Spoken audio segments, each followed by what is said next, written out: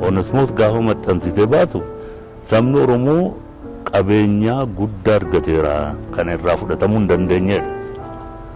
Egaa gaaffiin amma jiru sabni Oromoo yookiin amantoonni afaan Oromootiin waaqeffatanii macaafa qulqulluu kan koo jedhanii of harkaa qabu isa jiru. Gaaffii kana mutti ilaallu haala jiru sammutti qorannu of harkaa hin qabnu jechuudha. Namoonni macaafa qulqulluu kana fedhan amma miliyoonii 15 yoo jiru. Utuu miliyooniin tokko iyyuu jiraateeti kan kana duukaa bu'u birrii tokko yookiis birrii 10 yoo buuse miliyoonii meeqa ta'a? Birrii 100 yoo buuse miliyoonii meeqa ta'a? Kana hojjechuudhaaf dandeettiin amma qabnu sadurii wal bukkee qabne walaallee harka meeqa harka 100 meeqati caala. Inni kun dirqama hunda keenyaati. Dirqama gaafan jedhu dirqama macaafa qulqulluu kana dhaloota dhufutti dabarsuun nurra jirudha. Amantoonni biyya keessa jirtanis amantoonni biyya alaa jirtanis dirqama abbaan gammachiisfaa abbootiin keenya lubni tasgaraa hirphoofaa nutti kennan dhaloota dhufutti dabarsuun sababii nurra jiruutii fi hundumti keenya hojii kana irratti akka hirmaannu isin gaafannaa. Kana ta'uu baannaan macaafni qulqulluu yeroo yartuu gidduutti dhabamuu danda'a.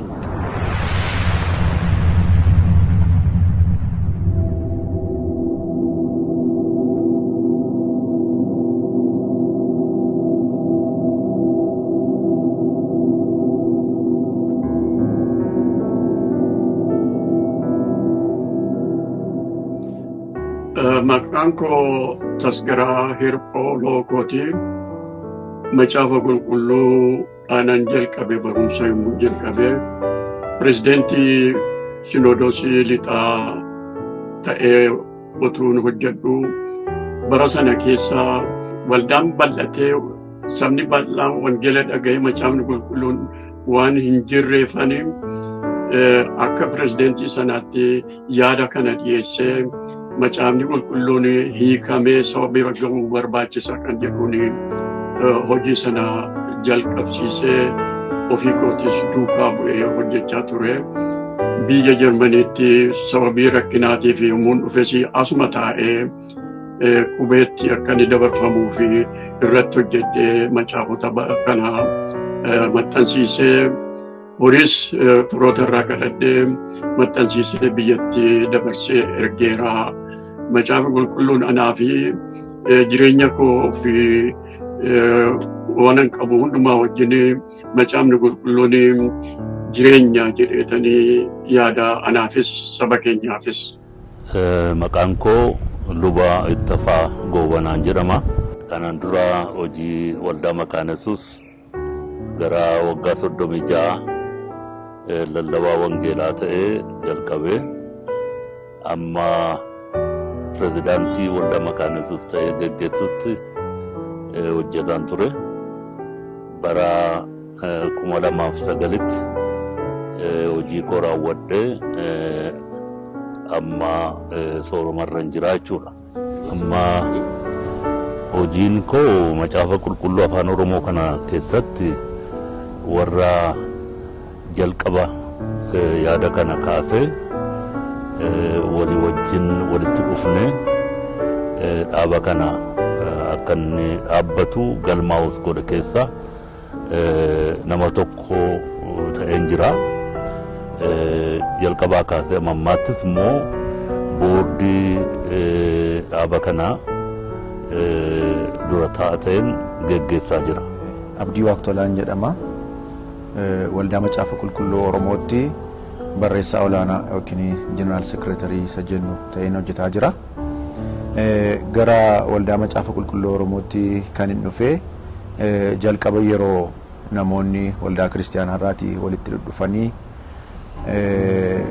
dhufanii waa'ee waldaa Macaafa Qulqulluu Oromoo seenaan isaa utuu hin ka'in waa'ee hanqina Macaafa Qulqulluu irratti mul'ataa jiru amantoota harka Macaafa Qulqulluun akka dhibamaa jiru irratti mari'achuu jalqabeen hordofaa jira. Achumaan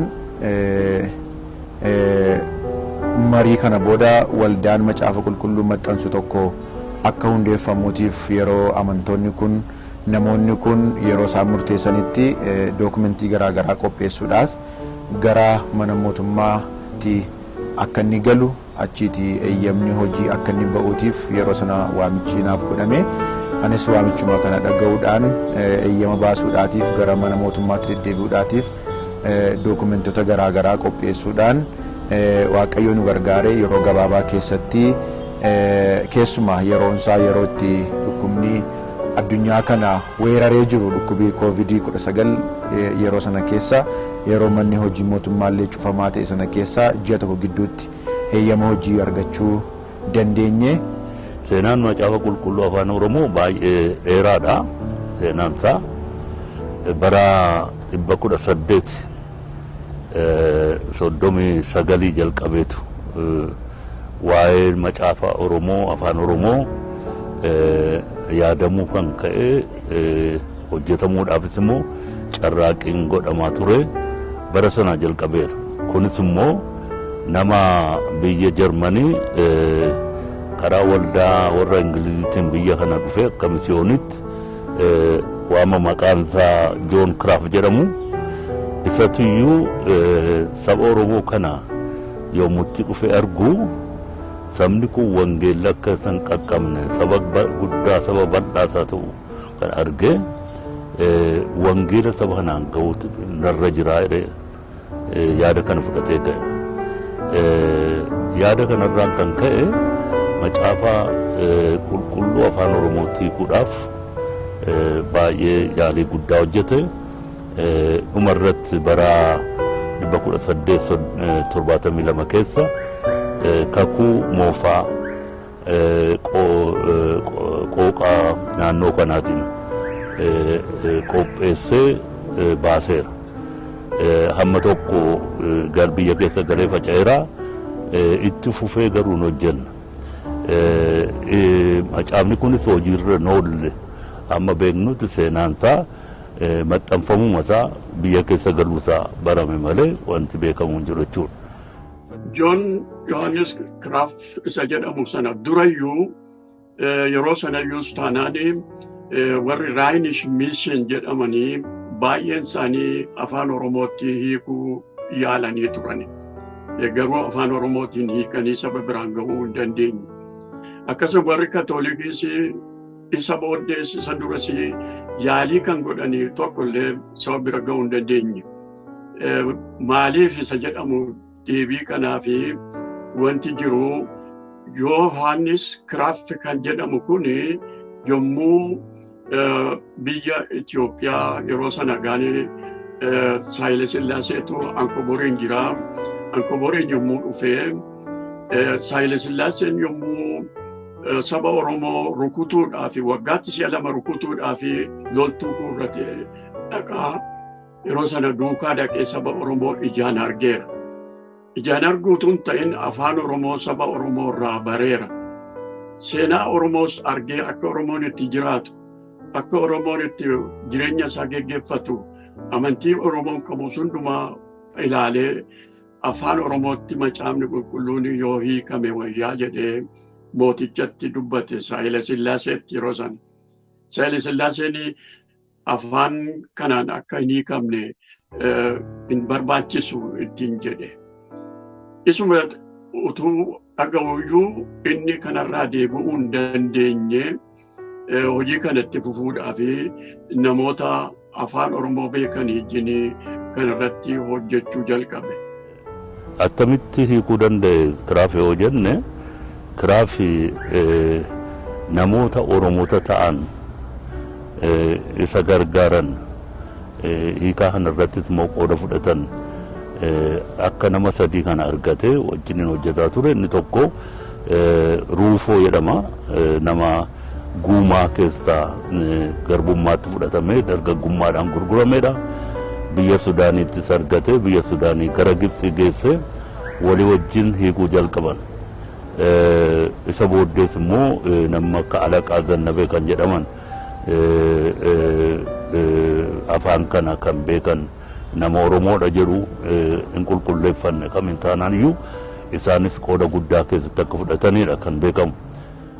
Yeroo sana inni dargaggeessa waan tureefi fuudhaa fi biyya Gibsii dhaqee biyya sanatti erga fuudhee as deebi'uudhaaf immoo jedhu biyya kana akka hin linne godhanii.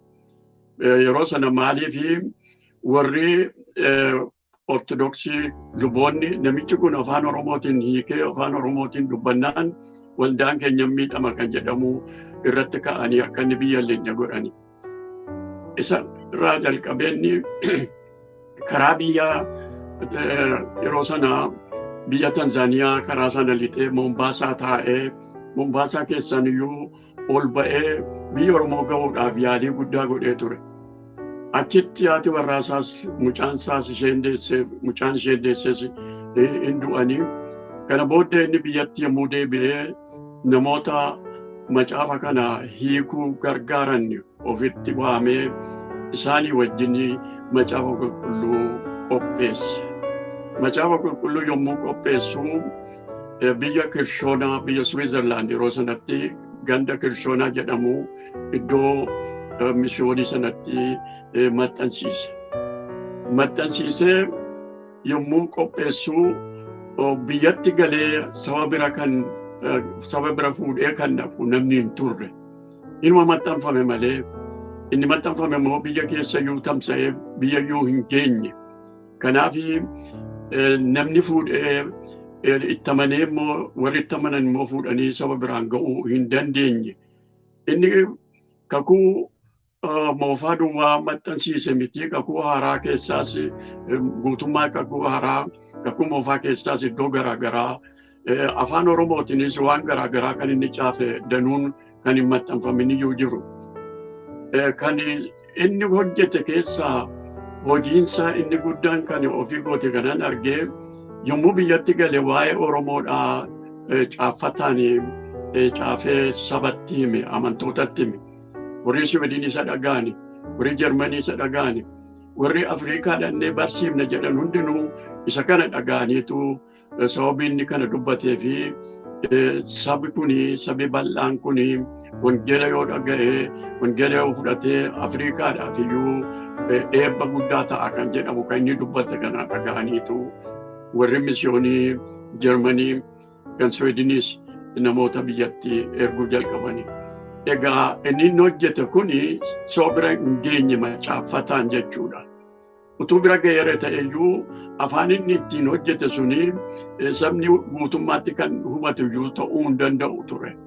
Garuu karaa inni bane kanaaniti warri misyoonii biyya lixanii saba Oromoo sabi kun jira kan jedhamu bira ga'uu danda'anii sabni misyoononni lamaan warri duraa Swiidinii fi Jarmaniin.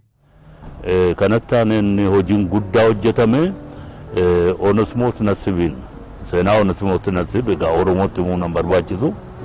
Oromoon har'aa Onesimoos Nasibiin hin beeku jedhu of hin beeku jechuudha. Of hin beeku jechuudha gadi ta'eef Onesimoos bara ijoollummaa isaatti bara 1856tti garbummaatti gurgurame mucaa xinnoo ta'e darbaa dabarsa gurguramaa dhaqee biyya naannoo Galaana Diimaa ga'ee achitti birmaduu ba'ee warra Swiidiniitti kenname. Warri Swiidinii barsiisanii nama kana waggaa 16tti gara amantii kiristaanaatti fidanii cuuphanii hojii macaafa qulqulluu akka hojjechuu jalqabu godhan gabaabaamatti.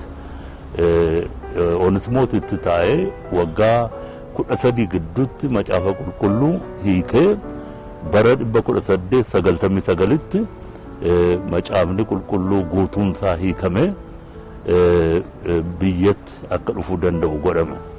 Onesimoos Nasib biyya Swiidinii dhaqee waggaa 5 barumsa argatee akkuma warri misyoonii warri Swiidinii baran iddoon isaan baranitti baratee afaan isaaniis baratee muuziqaa taphachuus baree yommuu deebi'u inni akkuma deebi'een biyyatti galee biyya wangeela barsiisuu yaalee ture.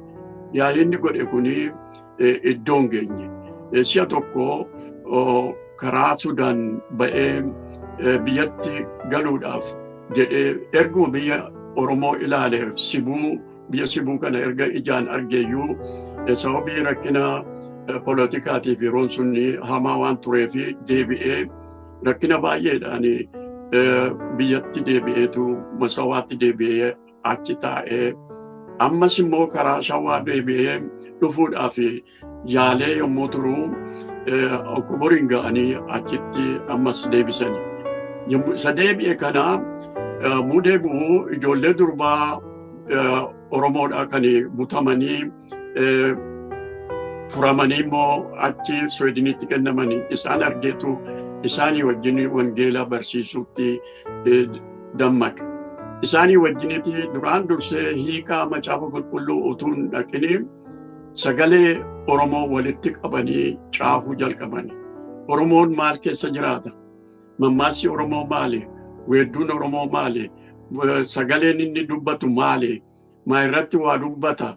Kan jedhamu kana caaffataa kan nama barsiisu attamitti barsiisaa afaan Oromoo kan ittiin barsiisan caaffata kana qopheessani.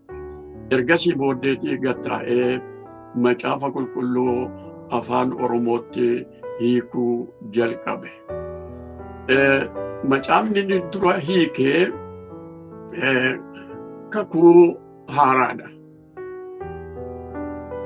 Kakuu haaraa inni hiike kuni Monqulluutti maxxanfame. Monqulluutti yeroo sanaa kan fide warra Sweedinii keessaatii fidanii mana maxxansaa dhaabanii maxxansaa sana keessatti macaafni dura maxxanfame isa kana. Gabristaatiyoosii fi Daani'el Dabalaa yommuu Oneesimoos dura biyya Oromoo dhufanii isa kana kan isaan qabatanii dhufani.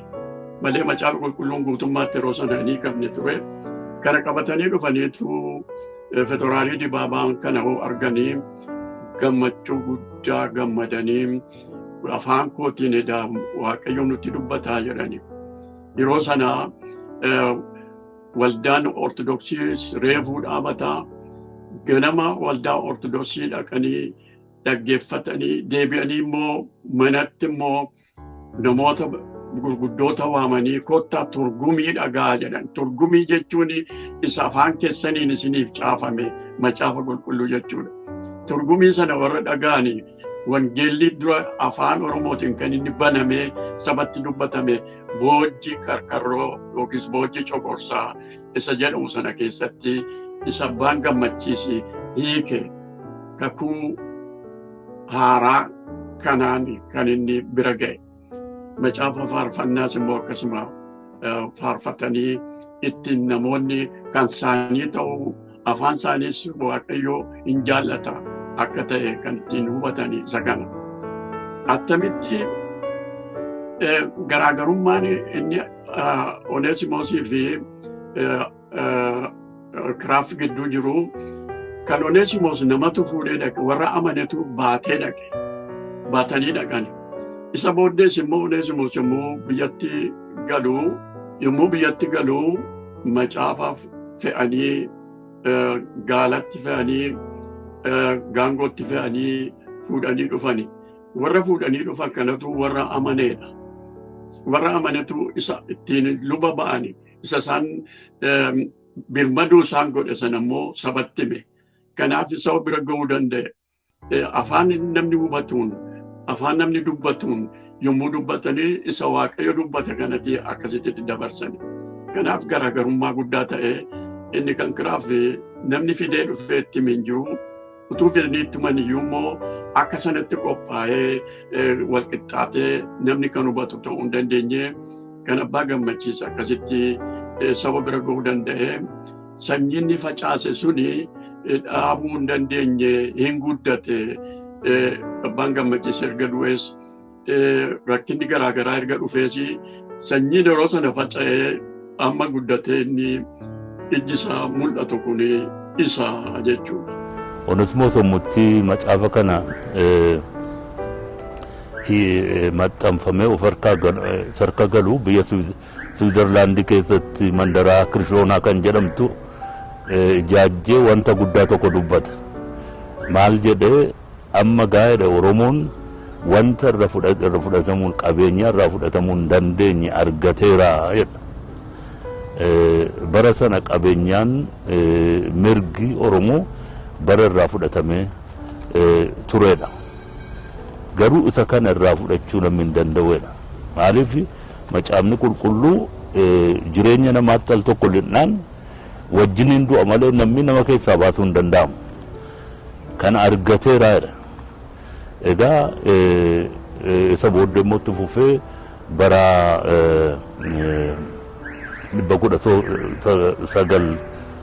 1974tti lubni tasgaraa hirphoo yommutti pirezidaantii Sinodoosii lixaa turan iddoo sanatti hiikaa macaafa qulqulluu haaraa jalqabsiisanii wajjiniin hojjetaa turanii bara 1993tti kakuun haaraa akka maxxanfamu godhameera. Ittaanees immoo yeroo yartuu gidduutti guutummaan maxxanfame kun kan maxxanfame egaa qubee isaa baatiin yeroon pirezidaantii bu'aa Sinodoosii ta'ee waldaa keessa deemee waldaan argaa waldaa yeroo sana baay'ateera. Waldaa baay'ate kana keessa macaafi yoo jiraate tokko duwwaatu jira.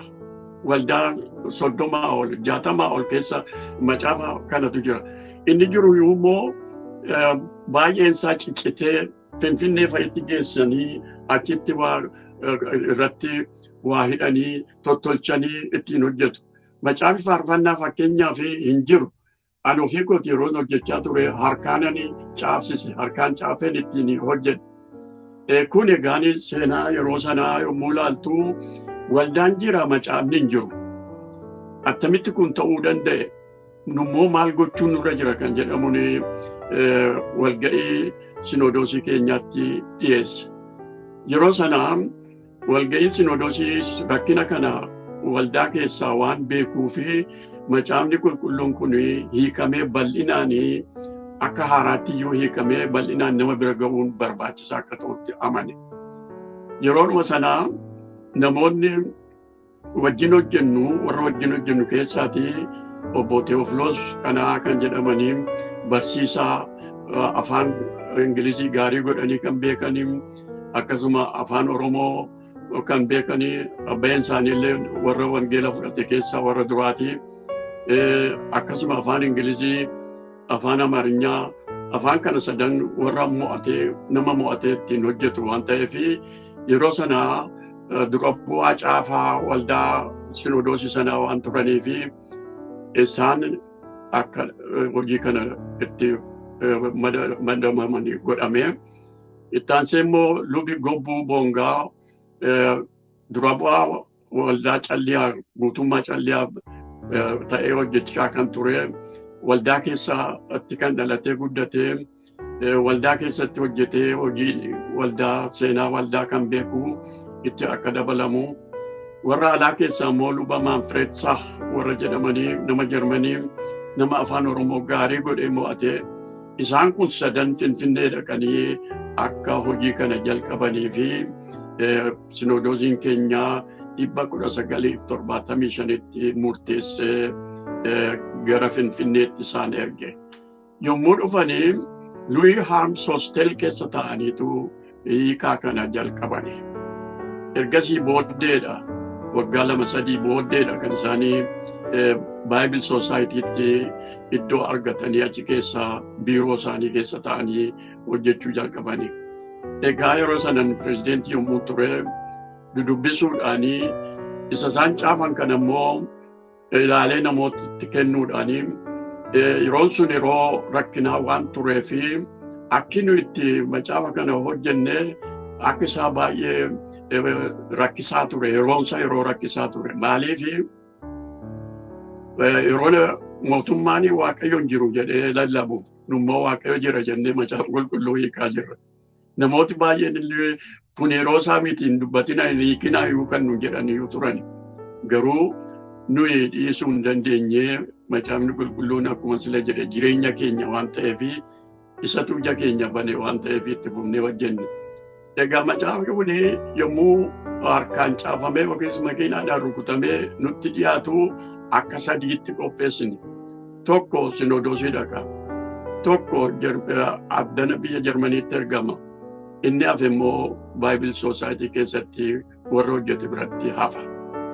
Tokko yoo bade tokko kan biraan badu jechuudhaan akkasitti yaalii akkasiitiin hojjechaa turre malee wanta qajeeltoodhaan teenyee nagaadhaan teenyee hojjenne isinitti hin fakkaatin. Dubbiin isaa dubbii cimaadha. Dubbii jireenya keenya ilaaluudha waan ta'eef itti cinnee hojjenne yeroo sana. Waggaa 3-4 gidduutti qubee laatiniitti yookiis immoo qubee Oromoo jennee waamnutti lubni tasgaraa kun namoota isaan gargaaranii wajjin geeddaranii macaafni kun maxxanfame biyya keessa akka inni galu godhame. Akkasii alamaadha kan maxxanfame gargaarsa firoota macaafa qulqulluu firoota waldaa makanas horii walitti qabameen lubni tasgaraa jalqaba 1,115 maxxansan ammas keessa deebi'anii hamma kana maxxansan gara 250 maxxanfame jechuudha. Biyya keessa galee faca'aa ture jechuudha. Macaafi kun qubeetti hiikamuusaa dura yaalii godheen turanii afaan keenya kun afaan fidala warra Habashaatiin sirriitti hiikamuu hin danda'u, sirriitti dubbachuu hin danda'u. Maaliif gammadaa yoo jenne gammadaa jedhanii dubbisu warri alaa. Kanaaf tasgaraa yoo jenne teesgaraa jedhanii dubbisu. Magarsaa yoo jenne meegarsaa jedhanii dubbisu. Kun natti hin tolle. Maaliif maqaan keenya sirriitti dubbachuu kan inni danda'u, caafamuu kan inni danda'u fidala laatiniitiin ta'uu isaatti namani. Yeroo sana ani kana qorachuu hamma hin danda'utti qorachuu jalqabeen ture. Biyya Jarmanii yommuu dhufee egaa barri isaa bara dargiitii as taa'es wanta na barbaachisu qorachaan ture ofii kootii. Yeroo dargiin kufee jedhu biyya dhaqeenii waldaa Makkaan Yesuusiin wanti kun qubeetti yoo darbe yeroon kun yeroo afaan Oromoo iddoo hundumaatti dubbatamuuf ittiin hojjetamu waan ta'eef mootummaan erga akkasitti banee nus kana banuun nurra jira kan jedhamu itti hime. Egaa namni hojjetu suma dhaqii hojjedhu naan jennaananii eeyyama isaanii fudhadhee dhufee warra firoota keenyattis caafee horiidhaan akka gargaaran maxxansaa isaatii fi akka nu gargaaranii fi iddoo hundumaatii horii walitti qabee hojii kana hojjechuu jalqabne. Hojii kana irratti kan na gargaaree luba Heniin Kuusaa ture. Tekniikii ittiin hojii kana kan fidala kan Habashaa irraatii gara kanatti dabarsanii tekniikii haaraatu ba'e yeroo sana isa kana ani hin beeku. Isa kana hojjechuu irratti na gargaaree achitti dabarsuu jalqabne. Yeroo gabaabaa keessaa 1995tti kakuu haaraa fi faarfannaa Daawitii 60,000 Se'oolitti maxxansiiseen biyyatti erge. Isa booddee immoo 1997tti 100,000 maxxansiiseen Finfinneetti erge. Isa kanatu karaa bane. Inni kun egaan waggaa muraasa booddee yommuu dhumu 207tti amma immoo 100,000 maxxansiiseen erge. Kana asuma taa'anii hojjedhe warra Se'uul Bible Society biyya Kooriyaa jiru wajjin caaffataanii wal argine akkasittan hojjisiisee biyyatti darbuu danda'e.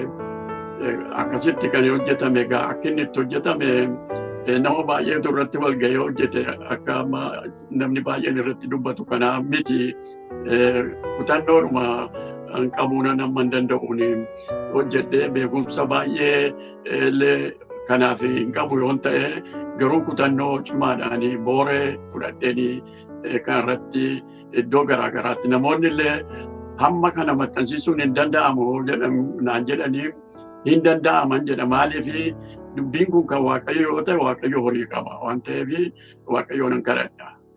Waaqayyo immoo horii qaba waan ta'eef waan sagaleen isaa hin banama kan jedhamu nan amanee hojjedhe.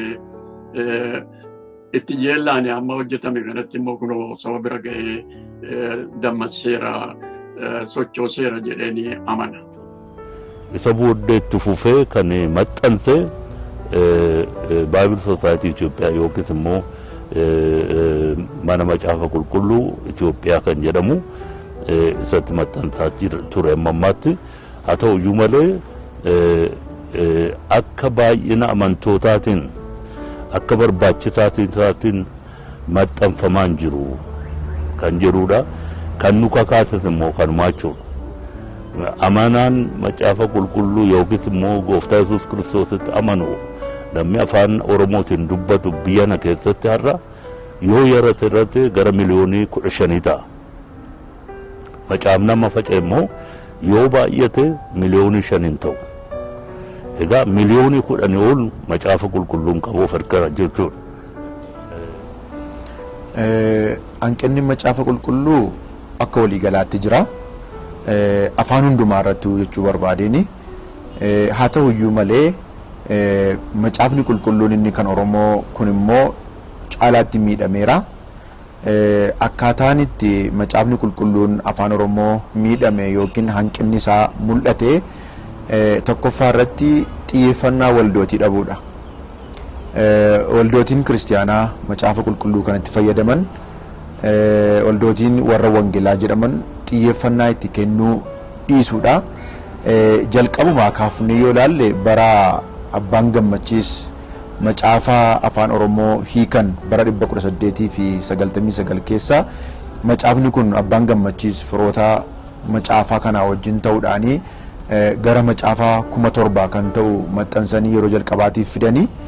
Isa booddee immoo waggaa 90ffaa isaa booddee lubni tasgaraanfaa hiriyoota isaanii wajjiniin macaafa qulqulluu kana gara afaan Oromootti yookiin gara hiikaa isa haaraa hojjetanii ergasii kaasee macaafni kun karaa waldaa makaana Yesuus maxxanfamaa ture.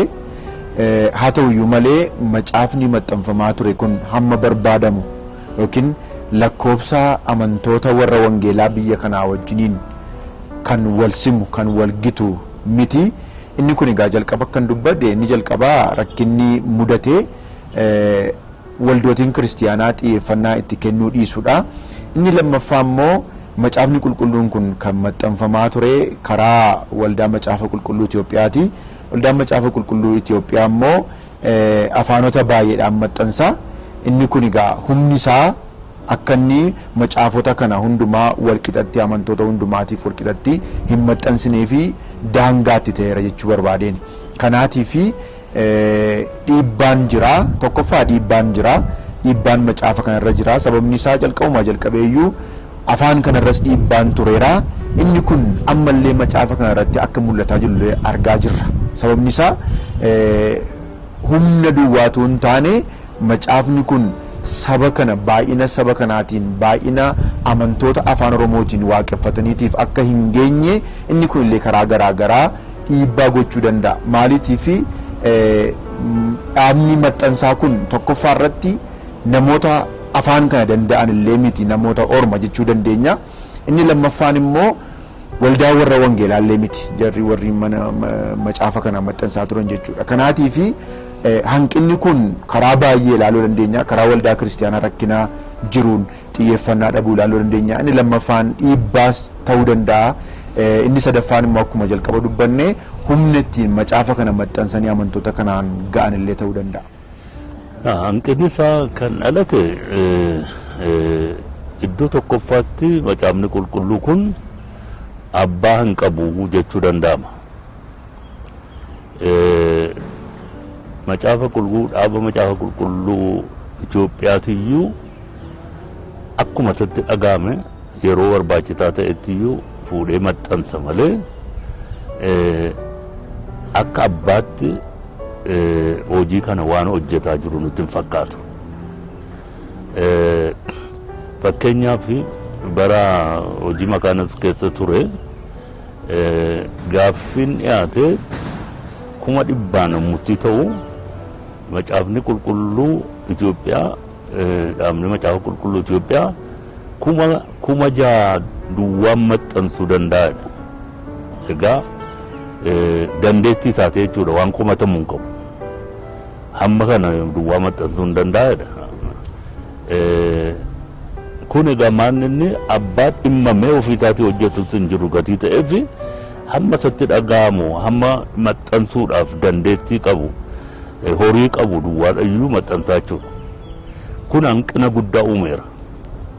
Inni kun tokko. Inni lammaffaan immoo macaafni kun namatti maxxanfamu achi fuudhamee lafa amantoonni jiru bira ga'an jiru.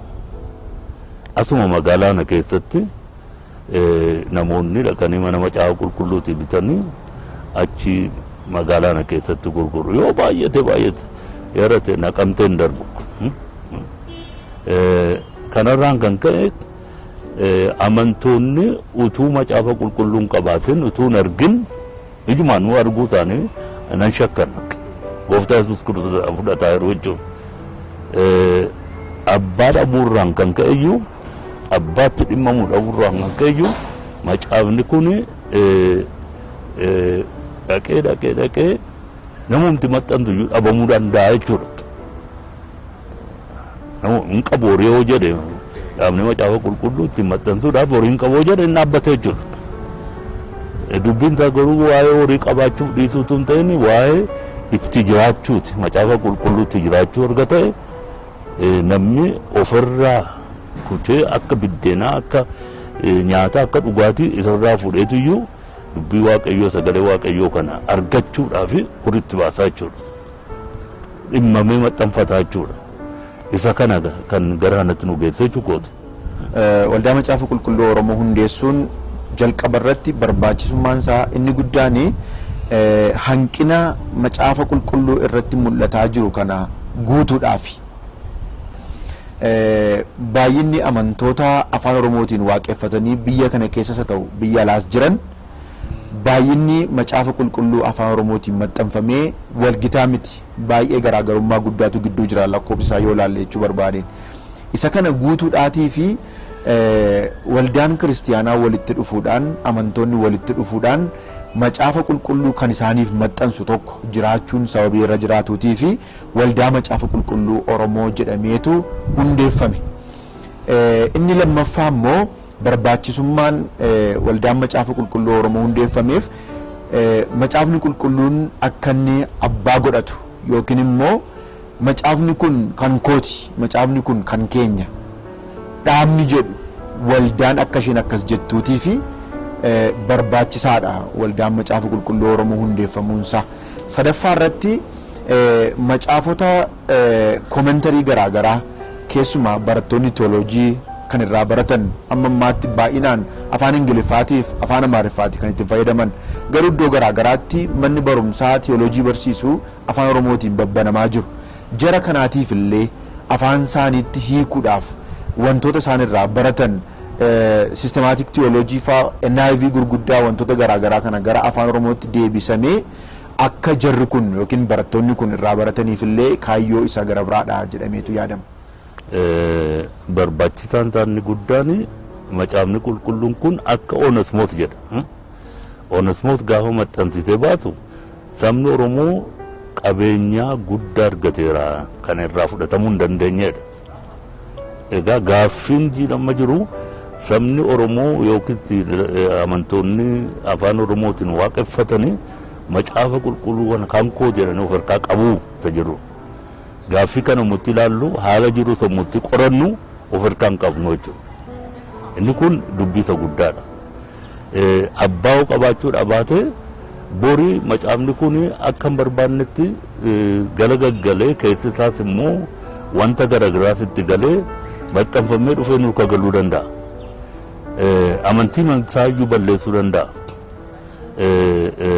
Kun immoo ta'eera biyya lafaa keessatti wanta akkasii kun ta'eera. Eeggachuudha baannaan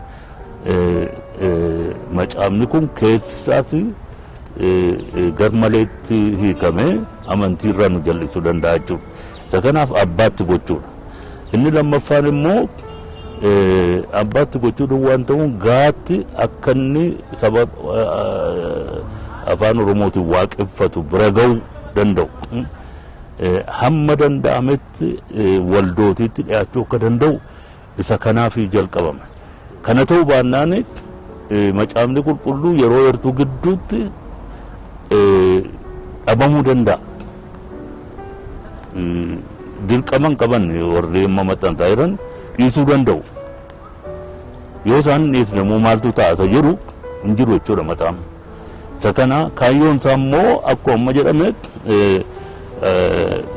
macaafa namaan ga'uudha. Inni guddaan isaa kan namaan ga'uudhaaf immoo amantoota biraan ga'uudhaaf immoo barbaachisaa ta'uusaa gatiin nutti dhaga'amee fi bal'isnee hojjechuudhaaf macaafa kana amantoota lafa isaan jiran biraan ga'uudhaaf akeekkatamee jechuudha mul'anni keenya. Amantootni maatii macaafa qulqulluu Oromoo ta'aa jiru. Maatii macaafa qulqulluu Oromoo ta'uun kan inni barbaachiseef inni jalqabaa tokko amantoonni kan kooti jedhanii macaafa qulqulluu kanarratti akka hojjetaniitiif. Inni lammaffaa immoo horii isaaniillee gumaachaa jiru. Horii isaanii gumaachan kanaan hojiin kun hojjetamaa jira.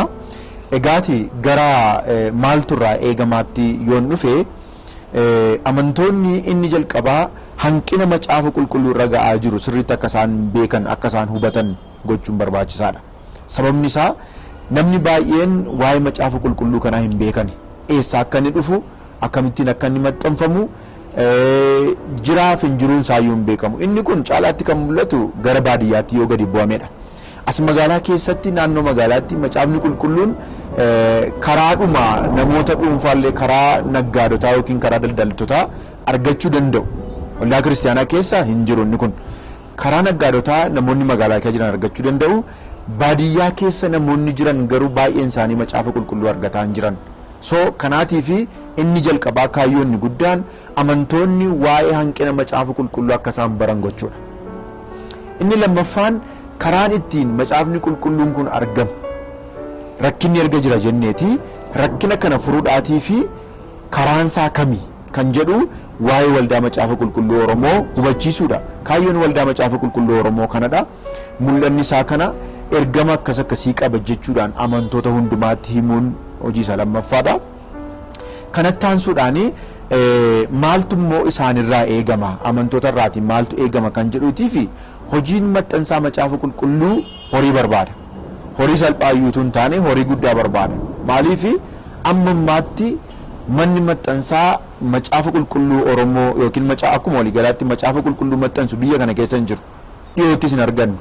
Sababni isaa maashiniin macaafa maxxansuu biyya Chaayinaa, biyya Kooriyaatiif biyya Awurooppaa keessatti maxxanfama sababii ta'eetii fi inni kun doolaarii barbaada. Doolaarii argachuudhaatiif immoo egaati haalli biyya kun keessa jirtu baay'een isaa mul'ataadha. Isa kanaatii fi horii barbaachisaa amantoonni horii isaaniitiin macaafa qulqulluu akka isaan maxxanfatan gochuu danda'utu nurra jira. Kan kooti macaafni kun jedhanii. Macaafni kun qabeenyaa akkuma abbaan gammachiis jedhe bara 1899 abbaan gammachiis macaafa qulqulluu hiikee yeroo xumuretti amma waaqayyo Oromoodhaatii fi qabeenyaa guddaa eenyuyyuu harkaa fudhachuu hin dandeenye kenneera akkuma jedhe qabeenyaan kun kan kooti jechuu danda'utu irra jiraata. Uummanni kun sabni kun keessumaati afaan Oromootiin amantoonni waaqeffatanii qabeenyaan kun kan keenya waan ta'eetii fi qabeenyaa kana ofii keenya eeggachuu ofii keenya maxxansiifnee baay'ifnee ofiitti fayyadamuutu nurra jiraata jechuu danda'utu irra jiraata. Inni taanu dhaloota har'aa duwwaa miti dhaloota boriitiifis yaadutu nurra jiraata.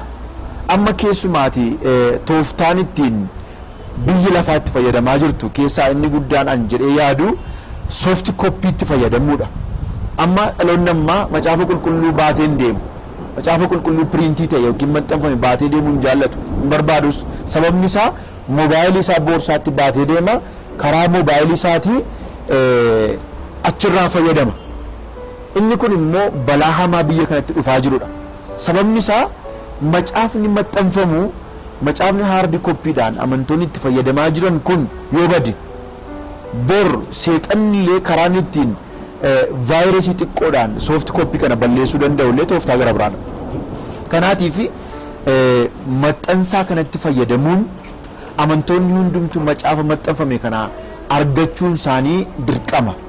Isa kanaatiif egaati horiin barbaadama jenneerraa horii kana karaan ittiin argamu waldaan macaafa qulqulluu Oromoo kan inni diriirsee jiru inni jalqabaa maatii ta'uudha. Isa kana maatii kan ta'aa jiran waldootii hedduun jiru. Kanaatiif namoonni hamma har'aatti maatii hin taane illee waraqaa maatummaa kana akka isaan guutan inni kun haardi koppiidhaanis qophaa'ee jira. Weebsaayitii keenya irraa achirraas argachuu danda'u, achirraanis guutuu hin danda'ama. Haardi koppiis karaa waldaa isaanii argatanii amantoonni hundumtuu maatii macaafa qulqulluu Oromoo ta'anii waggaatti qarshii 200 kaasanii akka isaan maxxansaa macaafa qulqulluutiif gumaachan asumaan isaan gaafanna. Akkamitti hirmaachuu danda'u isa jedhu tokko amma weebsaayitii irra kaa'ameera. Weebsaayitii warri aksesii gochuu danda'an ilaaluu danda'u Oromoo Bible Society kan jedhu isarra unka jira. Unka sana irratti guutanii deebisuu danda'u. Inni lammaffaan immoo karaa waldaa isaanii karaa namni kana dhagaye karaa waldaa isaanii ilaa macaafa qulqulluu afaan Oromootii fi horii mana kennuun barbaada kanatti naagaa jedhee gaafa gochuu danda'a. Inni kun tokko. Inni lammaffaan immoo karaa garagalaas immoo karaa ittiin galiin argamu irratti mari'atamaa jira, irratti qopheen godhamaa jira. Waldaa keessatti deemnee akka namoonni horii isaanii kennan dhaaba kanaaf kennanii macaafni maxxanfamee dhufe isaan bira ga'u gochuudhaaf karaa kanatti qopheen ta'aa jira. Qophee kana irratti immoo hirmachuun barbaachisaadha naman ofii isaaniiti ijoollee isaaniiti mucoolii isaaniiti macaafa qulqulluu bora harka isaaniitti argamuu akka barbaadu ta'e kan irratti qooda fudhachuu isaanirra jira.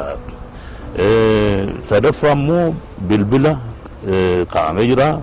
Bilbila kanaan deebisuu danda'ama. Yeroo dhiyeenya irratti immoo telegiraamiidhaanis immoo dabarsaa jirra gatii ta'eef Oromoo Bible Society jedhu keessa galanii telegiraamii irratti kennaa isaanii kennuu danda'u, gaaffii qaban gaafachuu danda'u, karaa kana tufuuf danda'u jedhee namana. Amantootni biyya ambaa jiraatan amantoonni warra wangeelaa ta'anii keessumaa afaan Oromoo irratti macaafa qulqulluu Oromoo irratti maxxansiisuudhaatii fi dirqamni isinirra jiru. Tokkoffaa yeroo gabaabaa keessatti guyyaan itti fundraisingin qophaa'u waldoota hundumaa irratti inni kun qophaa'aa jira. Yoo Waaqayyoo jedhee isa kanas yeroo gabaabaa gidduutti isinitti himuu dandeenya. Isa kana amanaan tokko biyya alaa kan jiru ani macaafa hamma kana maxxansuu nan danda'a jedhee gumaacha waadaa gala. Macaafa tokko, macaafa 2, 10, 50, 100 an maxxansiisuu nan danda'a jedhanii ofitti muranii akka isaan macaafa kana maxxansiisuudhaatiif of kennan isaan gaafannaa. Inni lammaffaanii maatii ta'uudhaan macaafa qulqulluu kanaaf maatii ta'uudhaan yookiin fira macaafa qulqulluu kanaa ta'uudhaan hojii kana irratti akka isaan hirmaataniifillee isaan gaafannaa. Inni kun dirqama hunda keenyaati. Dirqama gaafan jedhu dirqama macaafa qulqulluu kana dhaloota dhufutti dabarsuun nurra jirudha. Kanaatiif adaraa keessan wanta nuti isin gaafannu amantoonni biyya keessa jirtanis amantoonni biyya alaa jirtanis dirqama abbaan gammachiisfaa abbootiin keenya lubni tasgaraa hirphoofaa nutti kennan dhaloota dhufutti dabarsuun sababii nurra jiruutii fi hundumti keenya hojii kana irratti akka hirmaannu isin gaafannaa. Dirqama keenya dirqama keessan sababii ta'eetii fi guyyaa itti waamamtanitti akka argamtan iddoo itti waamamtanitti akka argamtan isin gaafanna jechuun barbaada. Yeroo duraa namoota muraasa kan kanatti amanee hojjetee amma garuu dhaloonni amma jiru kun bal'aatti macaafa kana waan arginatti fakkaata. Afaan Oromoos immoo waan hubate natti fakkaata. Caaffata afaan Oromoos immoo beeka waan baay'eetiin caafuun jalqabameera. Yeroo akkasii kana keessa amantoonni akka luba itti afaan jedhanitti namoonni macaafa qulqulluu kana fedhan amma miliyoonii 15 yoo jedhu. Utuu miliyooniin tokkoyyuu jiraateeti kan kana duukaa bu'u birrii tokko yookiis birrii 10 yoo buuse miliyoonii meeqa ta'a? Birrii 100 yoo buuse miliyoonii meeqa ta'a? Kana hojjechuudhaaf dandeettiin nuyi amma qabnu sadurii wajjin wal bukkee qabne walaallee harka meeqa harka 100 meeqati caala. Qabeenya nutti kenname kana kan eeggatu numa. Nama biraatti dhiisuun nurra hin jiru. Iddoo biraatu waa afaan nu kaa'a jennee afaan keenya bira darbaa dubbichi. Mee mammaaksa afaan Oromootiin jiru tokkoon isinitti himuu barbaada. Namni afaan kaa'aa baree yommuu kabaluudhaaf jedhaniyyuu afaan banaa jedhama. Amma harka namaa bare namni keenya namni kan isaa kennu bare malee ofii isaatii harka isaatiin fudhatee nyaachuu hin barin jira. Daa'ima ta'ee jira jechuudha. Kana keessaa baanee nama guddaa ta'ee nama of baree harka isaatiin hojjetee harka isaatiin fudhatee harka isaatiin afaan kaawwatu ta'uu nu barbaachisa. Namni akka afaan nu kaa'u hin barbaannu amma si'achi. Kana hubachuun baay'ee barbaachisaadha. Kanaaf amma warri nurkaa fuudhanii hamma barbaachisu nuuf hin kennanii muraasa afaan nu kaa'u. Kun nun ga'u kan keenya waan ta'eef harkatti qabannee ofii keenyaa fudhannee kan qabnutti dhimma ba'uun yeroonsaa amma. Kanaaf namni afaan nakaa jetteen eeginiin jedha dargaggeessa si'anaatiin fudhadhuuti ofii keetiin nyaadhu kan keetiin jedhaan.